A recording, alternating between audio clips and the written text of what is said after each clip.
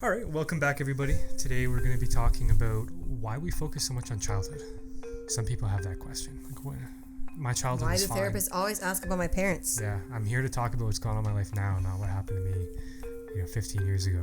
I'm not the way I am because my dad didn't tell me. Or I don't want to blame my parents. Or that, big I don't boy. want to. There's a lot of different things. Yeah. But last time when we were walking out of here, I said I want to talk about the weirdest. I went the whole week trying to find something that could match your anecdote. I couldn't. I don't think anybody. I couldn't. Can. No, mine's an easy one. When I hear that question, there's one experience that is head and shoulders above the rest. So, in October of 2018, Canada legalized marijuana. But prior to that, it was kind of a gray area where you could actually go to a store and buy it. To circumvent that, I think, and make it appear more professional, they had these cards you would have to get. Like a permit. Yeah, permanent. And so I'm like, you know what? I'll go in and see if I qualify for the kind of medical exemption. And going into it, I thought this was totally legit. Like, I'm going to meet an MD, like a medical doctor.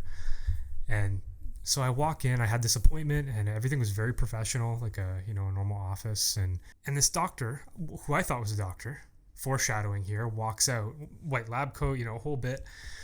And they're like, okay, we're going to see you now. We just need to do our intake questionnaire, ask a little bit about your medical history and stuff. I'm like, yeah, sure, no problem. And then as I'm going to this kind of patient exam room, there was this other guy who's in the waiting room, and the admin guy was like, oh, maybe he should go in too, just to make things faster. I'm like, I have never in my life gone to a doctor's appointment with a stranger. Like, I immediately felt a little uncomfortable.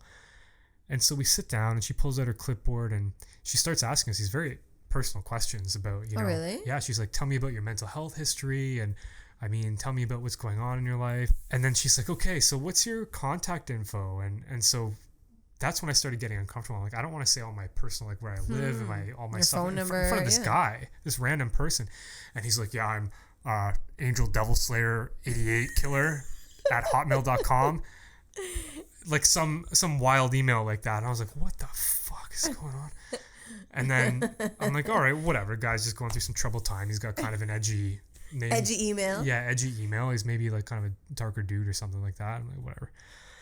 And so she's like, okay, so it's really important that we really all have a good understanding about what the substance is and its different types. I'm like, okay, cool.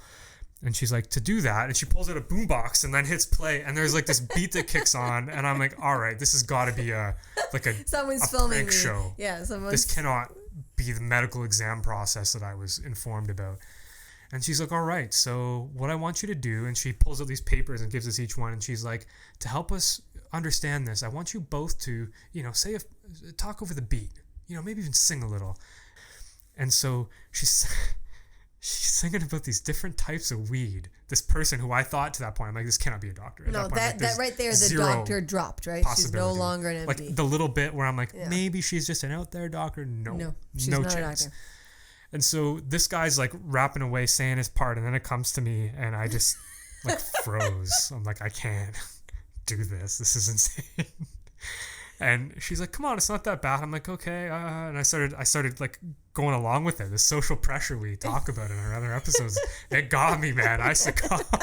And you sang about weed. And so I'm sitting there, and there's two types, right? One was indica and one sativa. And she's like, the sativa part that I had to sing was like a high note. And I'm like, I don't really have a high sing-song voice. So I'm like, I don't. And she's like, sativa, you got to hit it. And I'm like, I'm trying to hit this note. I'm like going red. I'm probably going red now telling it. I was so embarrassed, and I felt so awkward and uncomfortable at this time. So we go through, and I sing these parts with this guy, and then she pulls out like a little pamphlet, and she's like, okay, so I also on the side do percussive chants. I'm going to be performing at this place. And I'm like, what the fuck? This is like some type of weed doctor / chant performer / she has a energy healing business on the side or something. I'm like, okay, so I took the card, and I'm walking. I'm like, my wife isn't going to believe me. No one's going to believe me that this has occurred. They're going to think I'm exaggerating, or that's what you're telling the world right now. This is my chance. So someone out there can write back and say, I had the same thing happen to me. Yeah, this is at MMJ, the downtown office. If any workers there or anybody who's been through this, in the odd chance you hear this podcast, please reach out. Let me know that this isn't some kind of fever dream that I had, or I drank some bad tea, or something. It was wild. I wish that I had a recording. talking about my inner problems with Demon Slayer 88 at Hotmail. Like. So anyways, that's that. That's the most that is pretty random. So what's yours? Are you declining? I'm declining. I have nothing hard pass, that compares to like that kind of random. I have random like meeting people. I have met a random like how I met my husband was kind of random, but nothing the level of random and embarrassment. Like that combination you bring to the table right now is quite. I felt like quite interesting. Okay, anyway, quite interesting. Yes. Yes. Let's get started. You're listening to What Brings You In, a weekly series featuring psychology talk with therapists Ryan and Carrie. Have something to say? Want your question answered? Visit ryananswers.com/podcast to get in touch. Okay, so why do we focus so much on childhood? Well, we're not talking just about bad experiences. No, all experiences. Like everybody has this, or most people have this idea that when therapists want to know about your childhood, it's because we suspect there's some repressed memory or something bad. Or the typical Freudian stance, right? We want to know about your complex with your mother, or right, like all those. Yeah, we're going to talk about how you want to have sex with your mom and how you're jealous of your dad. That idea of people are like, that's crazy. I don't believe in that. Well, that's cool because we don't either. We don't either. So that's fine. But what we do want to know is how you formed. And everybody is born. We're not a total blank slate. Like Steven Pinker, I think he's a neurologist at Harvard. He does a really good write-up of this in a book. It's called The Blank Slate. And he talks about how we're not really born with a blank slate. Not completely. Yeah, we have machinery. Like, for example, if you don't learn language by age 5 or 6, you will never learn to speak. It's not possible. So there's different examples of things that we are innately programmed with. Yeah, like the 7 emotions, the 7 basic emotions, facial expression of those 7 basic emotions. There's things that we're born, and no matter where we come from or what we live or where we live or what culture we belong to, we will have. Yeah, so that's your basic machinery. Think of that like your hardware. What your parents give you is a software. They teach you how to use that, how much to use it, what to think about it. So what's an good, example? what's bad? Let's say some people learn that when you're angry, maybe you see your dad and he throws things or punches things or yells or is very abusive. Then your brain files that as, okay, when I experience this emotion that I'm programmed with, that I come kind of inbuilt as part of my brain, this is how that manifests. This is how I express this it. emotion is very dangerous. It is something I or the cannot opposite. accept. Therefore, I will never get angry. Yeah, I'm never going to get angry because my dad did that and I hate it. Yeah. What I'm trying to understand from my clients is their personality. How was their personality formed, right? And in psychology, there's a lot of research that shows that early childhood experience kind of frame the core beliefs that we start to incorporate in our lives. So can people are people trustworthy? Is the world a trustworthy place? Am I good? Am I loved? Are others good and valuable, right? So, and these are things we start learning when we're kids, and they're formed by experiences when we're really young. Adler even had this really cool exercise, which I suggest all our listeners try to do. It's called Early Recollections. And it asks you a really simple thing. He says, sit down in a quiet place and write down, before the age of 10, your 5 most vivid memories. Good, bad, neutral, whatever it is, right? So before the age of 10, that's like 4th grade. So before 4th grade, 5 memories. And then he asks you, what did you learn in those memories? And if you do this exercise with like openness and like kind of internal peace, you'll probably find that what you learned in those experiences are really important values in your life. Maybe you come in as an adult and your partner says of you that you don't open up or that you don't talk, and then we're trying to figure out, why did that happen? Why do you behave in that way? Behavior is not random. No, it always has a purpose. Always a purpose. So when we're fishing around in childhood, we're not necessarily saying, you don't talk to people because you were traumatized and you went through this bad experience. We're not saying that at all. We're saying that you have chosen a level of disclosure with other people in your relationships for a reason. If we can figure out that reason, maybe we can help you work on it or identify that whatever that source is doesn't really apply with this person next to you. EFT therapist Sue Johnson kind of talks about the subconscious decisions of when you were trying to be vulnerable and then how did people react to your vulnerability. So maybe it wasn't that you had a difficult childhood because mom and dad had substance abuse or anything like that you immediately think of a difficult childhood. Just one moment in particular, you came home, you're really hurt by something that happened in school, and mom was taking care of a younger sibling. and you felt so awful trying to talk to her, then you decided maybe I should never try to do this again. So it's nothing on your mom. Like, your mom was doing what moms do. But unfortunately, that moment for you, you've made this a subconscious decision of just not going. And you might not even recognize that. Yeah, you might not even recognize when we that. ask you may not ever even think of that moment. So when you're thinking about all this therapy stuff, we're not trying to say you need to have a shitty childhood to have effects on you. Everybody has effects regardless of your childhood. But for the people and there's no perfect parents, so definitely there's always things that go a little sideways. I mean, that's just life. So there's kind of two in the middle. So there's the secure we talked about, where you have very attentive parents. Kind of think of like a storybook family where nothing ever really goes wrong. Or when things go wrong, you talk about it. Yeah, or when things go wrong, there's a lot of strong resolution. Yeah. Where it's like maybe momentarily you're uncomfortable or anxious, but then mom and dad come and help you fix it, or you have these family meetings where you talk about what you're feeling or what you're thinking, or big decisions are processed together. Yeah. When shit hits the fan, it ends up working out. Yeah. And then so you develop a good sense of stability. Yeah. So there are kind of two in the middle between secure and maybe neglectful or abusive.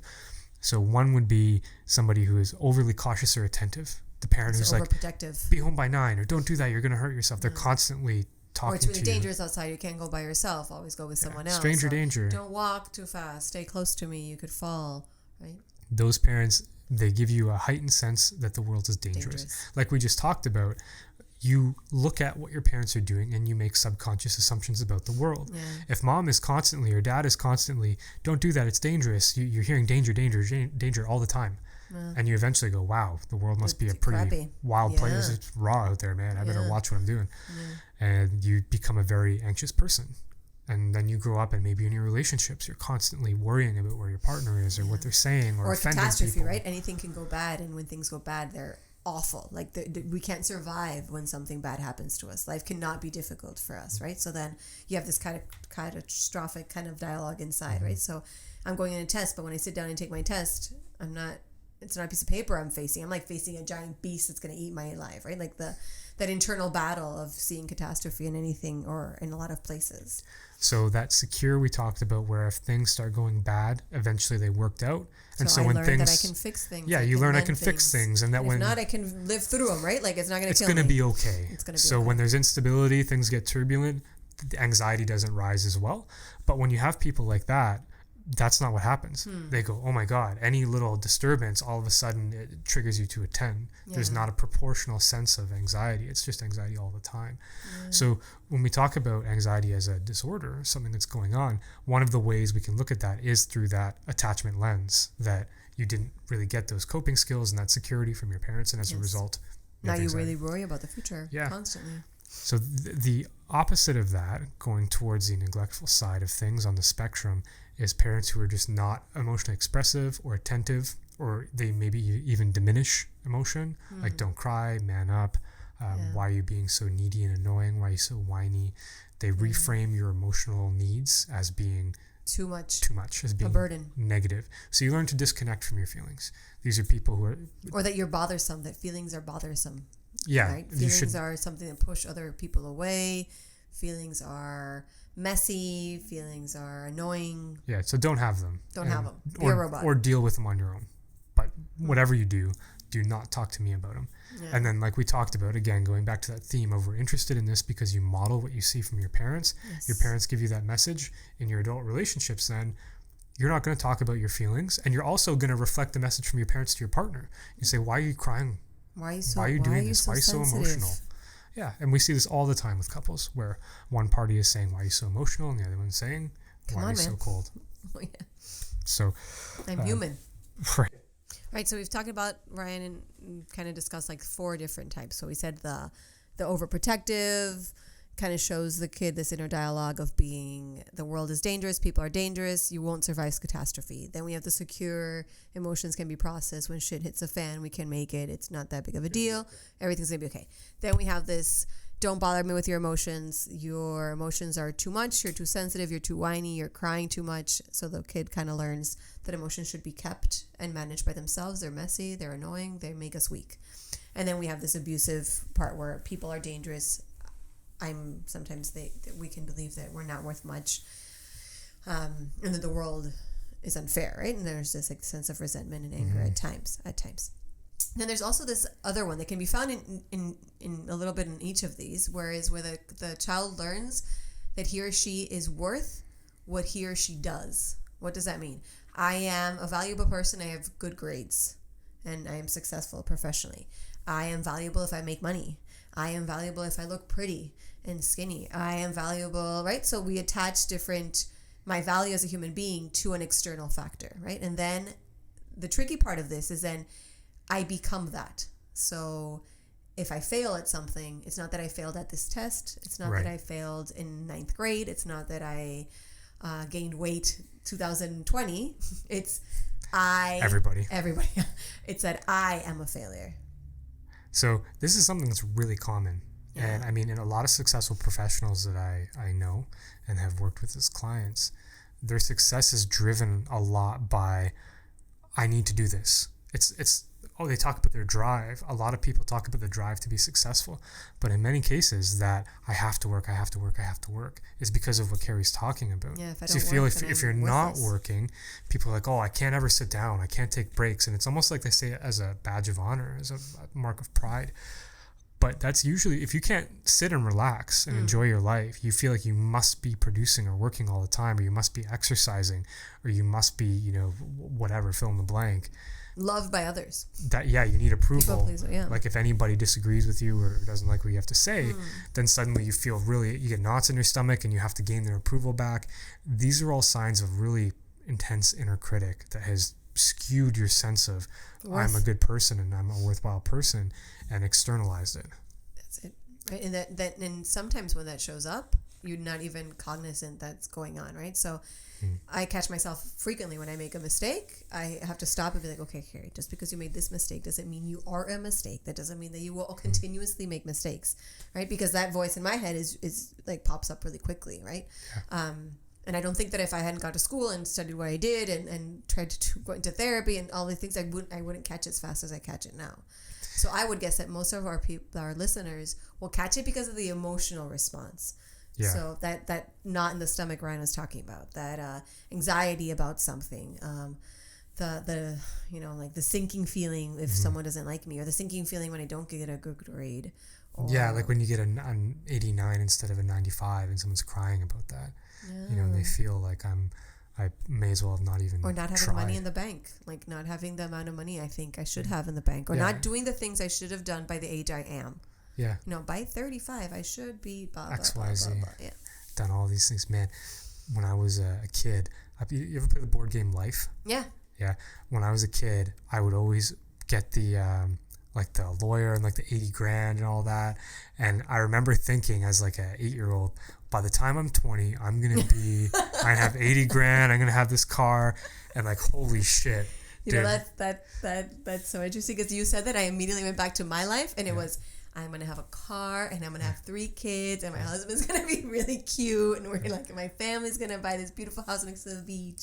And I didn't care about the money or the profession. I was like, I need to have a family. Yeah. So that goes to show you like these things, if you don't get those. And I mean, I was legitimately upset that when I was 20, I was just going into school and, I didn't make 80 grand a year and not even close and all this stuff. And I had that exact dialogue. I was like, wow, this really hasn't worked out for me. What am I going to do? I'm like at 20, right? That was I better start a business and get it going. So a lot of this stuff applies not just to we're not just talking about other people. Like this is literally me. That's why I worked so hard through my 20s. And then I kind of realized, all right, I can slow it down a little bit. It's okay to take a break.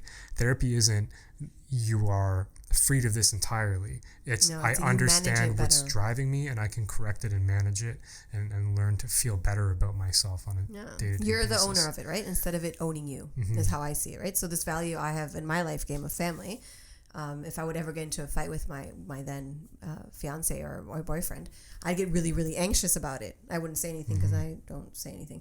But I would get really anxious about it. I'd worry about it. Now I know, okay, Carrie, just because you have a fight doesn't mean your family's over. It doesn't mean you're going to get divorced. But I had to say that to myself because I quickly become this critic. I'm like, oh, this is terrible. I'm not, right? And that's such a huge value in my life and in my family and in my culture even, right? The family structure. So These are things that not just our parents, these are things that come from the society we're in, our culture, and what values it has. Experiences, who you idolize as a kid. Everyone around you. Yeah, you kind of take in information from everywhere, and you make your own records as you age. Your own music. If you don't do that, though, you can end up trapped in some really negative patterns. Like maybe you have the person who's like, I don't know, when I lose my temper, it's like I don't have control. It's like, so the brain hits the anger button, it picks up the record, puts it on the player, and then you're just along for the ride. Yeah. Right? And part of therapy. When you say that, I think when you said that this applies to everyone, us and everyone, just the difference is we manage it because we know it. I think that'd be the key difference. When you manage it, you put on the record. You pick the song and you pick how you dance. Yeah. If you do not know it and you do not manage it, there's rhythms playing in your head. You have no idea where they're from and why they're happening, right? So it haunts me to this day. So what Carrie's talking about there, that's kind of how it all comes together. And what is on your records and whether or not you choose that determines a lot about your life. It can correlate with political affiliation. Like we're talking about, I'm sure you can draw the parallels. There's one side that really cares a lot and is very worried and wants to help everybody. And there's another side who's very independent and very much, I'll take care of it on my own and each man for themselves. Then there's what kind of relationships do you like? Do you like people who are very close to you, or do you like to have a lot of independent your own space? Do you talk about feelings or do you not? Even what kind of professions are you drawn to? Do you feel invaded quickly? Yeah, like most avoidant people do not, without significant work at least, make great therapists. They just don't have enough mental awareness. Like early in my 20s, I was definitely not a good therapist for that reason. I hadn't spent enough time yet looking through my own inner world and figuring out what's going on. I think every therapist has to go to therapy. I totally agree. Yeah. Totally agree. How could you not? So it also determines different things like what kind of mental health issues you're predisposed to. Yeah. So if you're more avoidant, so if you have, more substance abuse is a big one. If we go far avoidant, when you just don't have that awareness and you have extreme emotion, you can have criminality and deviant behavior. So these are people who've gone through a lot of abuse from their parents. Like criminals, people think, again, going back to that idea, they're bad people. No, absolutely not. Not even close. Many people they've made very bad choices. They've made some bad choices. Some of them didn't even make like a whole bunch of bad choices. Just one. Some people had just one really awful choice and that was it. Like they lived a perfectly good life. Then they drank, said it'll be fine. They're not paying enough attention to themselves and the concerns of others, get in a car and kill somebody. Yeah. Is that a bad person now? I don't think so. I think they made terrible a really action. Bad decision. And they'll have to have consequences for that action, right? But these whether you go that way or whether you go towards maybe anxiety or obsessive compulsive disorders, those are things that are more associated. Or even your personality disorders, right? So the people that are like very borderline. Exactly. That was exactly the example I was thinking of. People that were rejected, weren't rejected when they're in their youth or when they're kids. Can develop personality disorders around that, right? So this terrible fear of abandonment. Yeah, so the word crazy doesn't actually have clinical implications. No. So when people will often say that about behavior they don't understand, but mental health is very rational. Some people kind of conceptualize mental health as being a series of, disorders random that are all things irrational that kind of just show people up. Who are messed up in the head and don't act in a way that makes sense. If you understand it, it makes total sense. Like what Carrie just said, somebody who's borderline in a relationship would be really up and down, and their partner might be going, oh my God, what's going on? But if you know that, well, they went through this and there's a lot of instability, they are not able to hang on to the security of, you like me, I'm okay, we're safe, the way that maybe you Even their perception of time, there's been studies that perception of time changes with personality disorders. So borderline personality or dependent personality disorders, their perception of time is very limited to the last 5 hours. So they can't revert back easily to how you behaved yesterday or 2 weeks from yesterday. No, they just go on the last 5 hours. That's funny. I haven't heard of that research, but that makes total sense because one of the things I talk about with clients in session is how a lot of people who are like that, they have this sense of absolutism where they would say whatever's happening now will continue forever or has always happened. So that makes total sense that would be the case. And vice versa, right? People who are very avoidant, I'm going to be back in 10 minutes. I'm just going to have a drink with, the neighbor. And then they're 3 hours later. But that has that if you slow down and you think about it, you learn that because of something. This behavior you do has a purpose. It keeps you safe, and you do it because of something. Yeah. We just have to find out what that something is, and unfortunately, we have to ask you about your childhood. We have to go back a couple of years and where this stuff comes from. Yeah. So all in all, the gist of this episode, the reason I really wanted to make it was to get the point across that therapy isn't something you go to only if you have bad experiences. No. It's not something you go to because you think that you're broken or messed up, or maybe somebody else thinks that about you. This is something you do like you would go see a personal trainer. Maybe you just want to improve yourself. Have more control over your life, to be the owner of you. Yeah.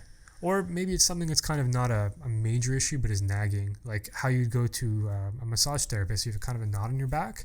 Like I did that, and then I learned, oh yeah, you have this postural issue, and I discovered stuff I didn't even know. Yeah. Maybe you find that people say you're argumentative, or people say that you are so kind of stubborn or cold or disconnected, and you know what? Maybe I'll just go see what's up here, and you're probably going to learn quite a bit, and your life is going to get a lot easier too.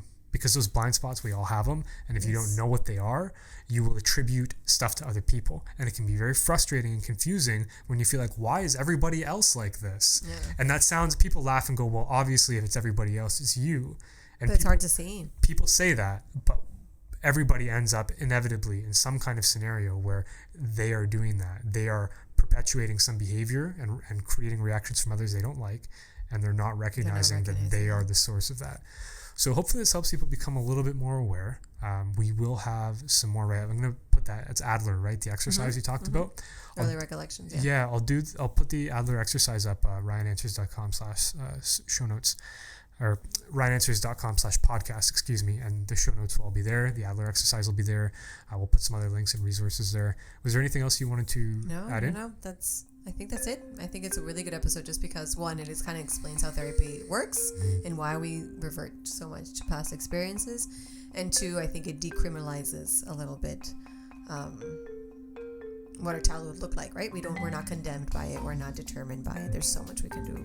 Absolutely. Okay, if you like our show, please rate us and subscribe on whatever platform you're listening to. We do new shows every Thursday. And thank you for listening. We'll see you guys next week.